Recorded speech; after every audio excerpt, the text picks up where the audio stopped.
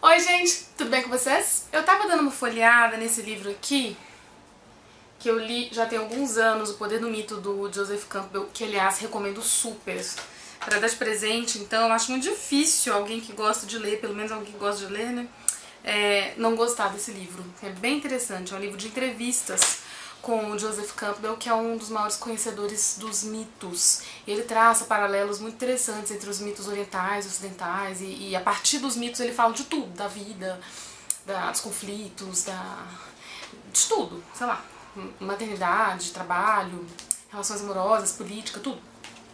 E aí, ai, nossa, que calor! E aí, numa determinada parte do livro, ele fala que é comum que vários homens, depois de terem voltado da guerra, confessem que amam a guerra porque a guerra lhes dá a sensação de estarem vivos. Ir ao escritório todo dia pode não dar a sensação de estar vivo, né, gente? A gente tá vivo, mas não tá. Tá num relacionamento meia boca, enfim, ter uma vida meia boca, ter uma relação com as coisas meia boca. Acho que é mais do que o trabalho e o relacionamento, é mais a relação com as coisas. Que quando tá meia boca, ela deixa essa sensação de existência meio amortecida, nem parece que a gente tá vivo. E aí a guerra é um exemplo extremo de de situação que abre os seus olhos e você é meio que sacudido e obrigado a mudar o seu olhar, aquele olhar que tava meio amortecido, bege, tem que ficar, opa, o que tá acontecendo? Tiroteio, socorro! E aí fica, né, a pessoa se sente viva. Então não é que a experiência da guerra seja exatamente boa, né, eu acho que esses soldados não falariam isso, mas, de novo, né, eles estavam com a sensação de estar vivo. E a sensação de estar vivo é maravilhosa, né, porque afinal estamos vivos. Então quando você tá vivo, você tá no mínimo alinhado, né, à vida, você está vivo na vida, você está combinando com o estado em que você se encontra, que é o estado de vida. Eu lembrei de uma frase agora de que livro que é essa frase? Nossa, gente, tô suando. Que é do... eu tô lembrando a frase, não tô lembrando o autor. Agarre-se à vida, não há mais nada pra se agarrar, não há mais nada que se agarrar.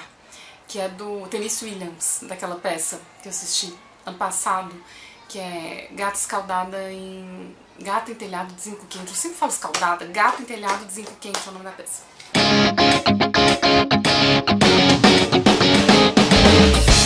Eu fiquei pensando muito sobre isso, sobre essa coisa de estar com o coração batendo. Tem um episódio do Grey's Anatomy que fala isso, aquela narração da Meredith, sabe? Fala isso. Que viver não é simplesmente estar com o coração batendo, estar com a pressão a 12/8. Viver envolve a sensação de estar vivo. É muito comum a gente se encontrar aqui, né, compartilhando essa coisa maluca chamada vida, que a gente não entende direito, não sabe o que vem, não sabe o que vai embora, enfim, essa coisa maluca, sem experienciar a maluquice dessa coisa. Ou seja, é comum a gente estar vivo banalizando o fato de estar vivo. E é um horror, né, porque de novo, se a gente está vivo, a gente quer se sentir vivo. E aí eu tava pensando nessas coisas que trazem a vida que há em nós à tona, que traz essa coisa, essa sensação de estar vivo, que faz essa mudança no olhar, que propicia, que estimula essa mudança de chavinha. E aí eu tava pensando no que faz me sentir, na minha experiência, assim, o que me faz me sentir viva. E aí eu cheguei a uma conclusão meio ambivalente, assim, não sei se vocês já passaram por isso, vocês já pensaram sobre isso e tal. Não sei se vocês já pensaram sobre isso, mas com certeza eu acho que vocês já viveram isso, né? Essa sensação de às vezes estar entediado, às vezes estar experimentando um vazio existencial e outras vezes estar pulsante, estar realmente se sentindo agarrado aqui à existência, né? E eu tava pensando que eu tenho uma sensação meio ambivalente com o que me dá essa sensação de estar viva.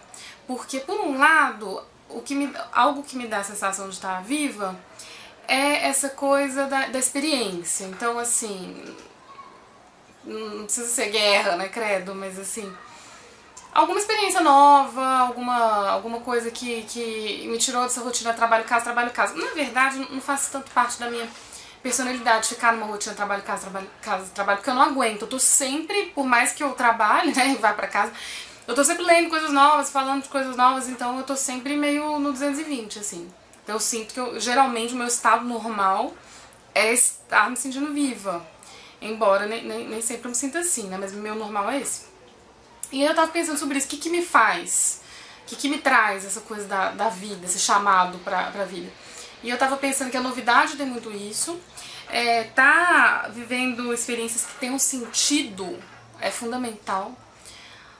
Então, assim, tá num trabalho que faça sentido, que não seja só pra pagar as contas. Tô falando de mim, tá, gente? Ah, mas o cortador de cana, coitado, ele não... De fato, eu acho que não é todo mundo que tem as mesmas oportunidades, o mesmo leque de escolhas, mas, né, tô falando de mim. E aí, essa coisa de ver um sentido no trabalho, ver um sentido nas coisas que eu faço, e ao mesmo tempo colocar um sentido nas coisas que eu faço, porque o sentido não é dado, né, eu participo disso, não é passivo o sentido. Mas eu disse que é ambivalente porque, além de ter essa sensação de estar viva quando eu tô experimentando essas novidades ou essas experiências legais e tal, eu também tenho essa sensação de estar viva quando eu sou lançada pra fora da experiência. Porque parece que quando a gente... Pra fora da experiência não, pra fora da vida concreta, material. Isso aqui. Porque parece que quando a gente é lançado pra fora da vida, a gente sente a vida, é uma coisa maluca, né? Por exemplo, quando você tá... Um orgasmo, por exemplo, que é uma coisa que te tira, né? Te lança pra fora. Ou então uma experiência mística que já que é pra lembrar do Joseph Campbell, né? A experiência mística tem esse poder de te levar pra um lugar que você não consegue depois nem explicar, não é um lugar que você consegue facilmente entender e quanto mais expressar. Então a experiência mística te lança pra fora. Tem até uma parte do livro que ele fala que as missas ainda deveriam ser rezadas em latim, porque todo mundo de costas pro padre em latim, você tem uma experiência mística, você é lançado, não é aquela coisa do texto, do discurso. O padre fala na sua língua e você entende. Não, é uma coisa mágica que opera ali. A arte, obviamente, é algo que te lança que te lança num lugar bem longe desse concreto, do físico, e ao te lançar para esse lugar longe do físico, aumenta a sua conexão com o físico. Que coisa louca, né? Mas as substâncias químicas para algumas pessoas, né, para muitas pessoas, eu diria, tem essa coisa também de mudar a sua percepção, como se você alcançasse outro nível de consciência, né? E aí quando você alcança outro nível de consciência, você experiencia outra relação com a vida. E aí a gente tem que fazer aquela distinção importante, acho, do uso recreativo de substâncias e da dependência química. E eu não tô fazendo apologia, né, gente? Até porque eu não uso, não curto, vocês sabem, já falei sobre isso aqui. Eu curto um vinho, né? Amo sou. Mas não sei, acho que nunca foi uma coisa que tenha me chamado muito, não, o uso de substâncias. Não vou falar que eu nunca usei nada, mas assim, não me chama. Não tem a ver, assim, comigo. Eu gosto muito de tomar vinho. Se for pra falar de substâncias, realmente é só o álcool. Aliás, quando eu percebo que eu tô tomando demais, eu recuo, sabe? Gosto de ter um controle ali. Mas voltando pra essa coisa das coisas que te lançam e ao mesmo tempo te trazem, eu acho que é muito importante a gente descobrir individualmente o que nos dá essa sensação, porque é terrível você viver, você tá vivo, sem ter essa sensação de estar vivo. E é uma coisa muito complexa, porque às vezes a situação que você vive, que realmente, eu acho que essa vida tá sempre no olhar, né, como eu falei, no brilho nos olhos e tal. Mas às vezes, quando você tá vivendo uma situação muito repetitiva, ou quando você tá vivendo um estilo de vida que não combina com a sua personalidade, com a sua fase atual, com os seus reais anseios naquele momento e tal, é muito difícil você fazer esse ajuste do olhar. Aí realmente acho que é mais fácil em alguns casos mudar a situação mesmo, porque não dá pra você mudar o olhar. O que mostra muito isso é viagem, né?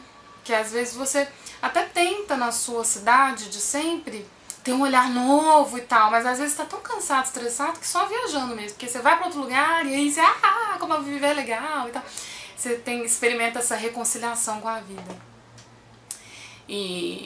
Enfim, então às vezes é pelo olhar, pelo ajuste de olhar, você não muda a situação, às vezes você tem que mudar a situação mesmo, porque tá muito gasto aquilo já, tá muito desbotado, então é mais fácil mudar a situação e aí o olhar consequentemente muda. E às vezes é por meio de experiências que te tiram da existência para ao mesmo tempo te reconectar com a existência.